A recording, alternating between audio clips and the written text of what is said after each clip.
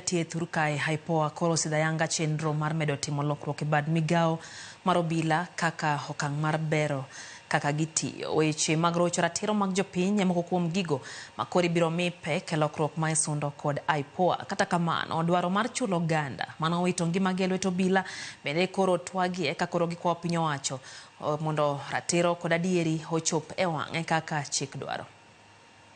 IPOA has a lot of powers, but it is yet to be actualized and to be fulfilled, albeit it being only 14 years. And allow me to suggest one of the ways as a legal practitioner for you to consider. If you look at the 150 cases constitutional filed, that is enjoining IPOA as an interested party, often against the AG and the National Police Service Commission, you find they could be easily complied to.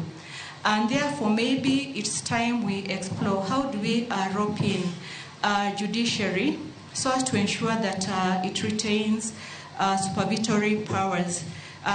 This means for the actors to go back to court, let's say after 1 year or 2 years, and to be able to update the court how far they've complied with the decision